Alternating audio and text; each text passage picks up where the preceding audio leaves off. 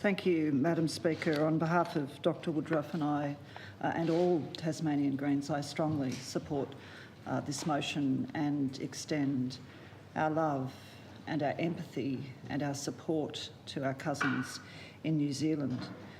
Madam Speaker, members of Parliament this morning met in St David's Cathedral for the ecumenical service that marks the start of this session of the Parliament. And as we sat there in introspection and quiet reflection, it really struck me that at 1:45 p.m. last Friday, there were people gathered in worship in two mosques in Christchurch at their most vulnerable, at their most introspective, at their most defenceless.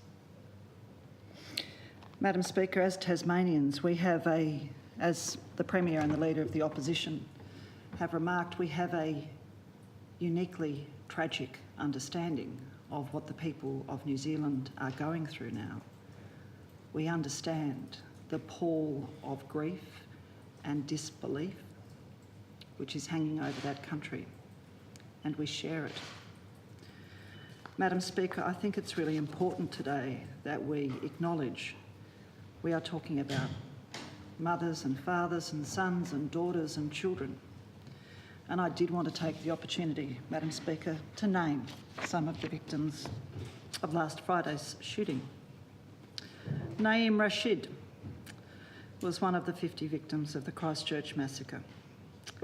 After he witnessed his son Taha shot and killed and men and women slain around him, he lunged at the terrorist with his bare hands. He was courageous until the very end, and Madam Speaker, he died a hero. Abdullah Diri was only 4 years old. He was in the mosque with his dad and 4 siblings. His family members survived, but Abdullah was killed inside the mosque. Muka Abdi was only 3 years old. He's the youngest of the victims. Madam Speaker, he had his whole life before him. The scholar, Musa Patel, memorised the entire Quran and was a respected scholar and community leader. He lived much of his life in the Fiji Islands but had moved to New Zealand weeks ago to be part of the Christchurch Muslim community. The beautiful smiling face of Tariq Omar is before me now. He was 24. His mother dropped him off and pulled around the back. She heard the first round, then the next 2 and fled, seeing bodies on the ground and people running. She waited for her son to come out, but he never did. A natural athlete, Tariq Omar, 24, was known for his humility. He excelled in sports and was intellectually curious. He was a favourite among his classmates and took great pride in being both a Muslim and a New Zealander. He loved the outdoors. There's the smiling surgeon, Amjad Hamid, 57, who'd emigrated to New Zealand for a better life with his family 23 years ago. He was a heart doctor, Madam Speaker, always smiling, beloved by his patients. His wife, Hanan, and 2 sons knew the mosque on Friday was his sanctuary.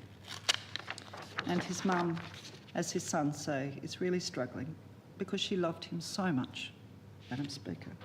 Grandpa, Daoud Nabi, 71. He loved his little granddaughter.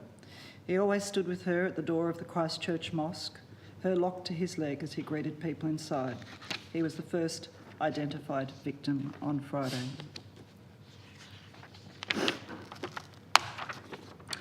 There's the founder of the Christchurch Mosque, Mohammed Atta Alayen, a Palestinian refugee. He raised the funds to create a community space for New Zealand's Muslims. Here he is, smiling with his son. He's killed on Friday inside the mosque he built. Proud son, Tala Rashid, 21, shot and killed in front of his father, Naeem.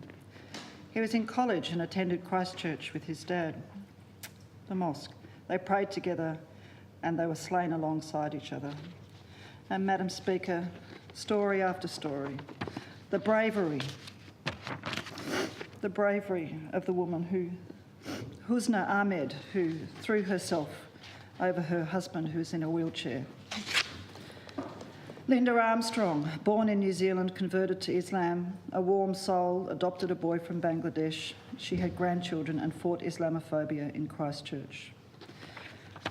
every one of these stories, Madam Speaker, is utterly heartbreaking.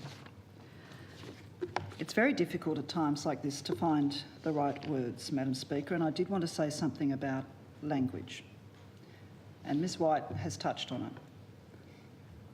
It is a shock to us all that the murderer was an Australian.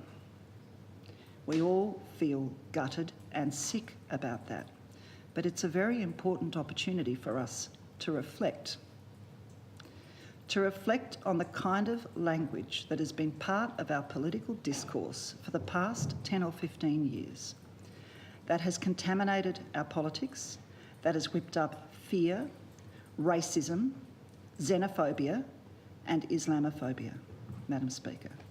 Madam Speaker, there is a reason that Tasmania's Muslim community and people of the Islamic faith in Australia have felt afraid in recent years because of the contamination of our political discourse. And it's very important, Madam Speaker, that we challenge this every time we hear it. And I am proud to say that I look around me in this Tasmanian Parliament and there is no one that I could judge in that way for using racist, xenophobic, Islamophobic language. We are an inclusive and tolerant community, and it is reflected in this Parliament. And perhaps it's partly because we're an island community and there is a sense that we are all in this together. But the purveyors of fear and hate in this country, Madam Speaker, right to the top of our body politic, must take time to reflect. And it is not appropriate to say this is not the time to talk about the language we use. Now is exactly the time to challenge that language, because words, Madam Speaker, have power. They have power for good and they have power for enormous evil. And I don't mean evil in the sense of the Christian construct, although others may see it that way. Human evil. And vile language that legitimises racism, fear and xenophobia is evil at its core, Madam Speaker. Madam Speaker, it is Harmony Week, and it's a really important opportunity for us to reflect on our shared humanity. As the Bishop said this morning at the service, religions are different, but as human beings, we're not different. We want peace, we want to be loved, we want to feel safe in our community. And on behalf of the Tasmanian Greens, I wanted to say to Tasmania's Muslim community, you are loved and you are valued, and we want you to feel safe here. You are us. We are all in this together. Madam Speaker, I wanted to just close with some words from the Islamic leaders of New Zealand. Mustafa Farouk, the President of the Federation of Islamic Association of New Zealand, has said the community is in shock and mourning but is resilient. And I hope that resilience, Madam Speaker, is strengthened by the enormous outpouring of love from the people of New Zealand. And for anyone who hasn't seen the school children doing the haka, watch it. Mustafa Farouk said the message for those who peddled hatred was that they had failed woefully, because what they have done, if anything, is to increase the love and the feeling we have for our own country. And we've also seen the tremendous outpouring of love, what we call aroha, here in New Zealand.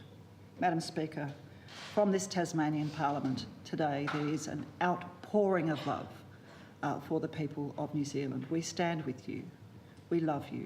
We want to give you strength, and we will never forget the victims of the New Zealand shootings.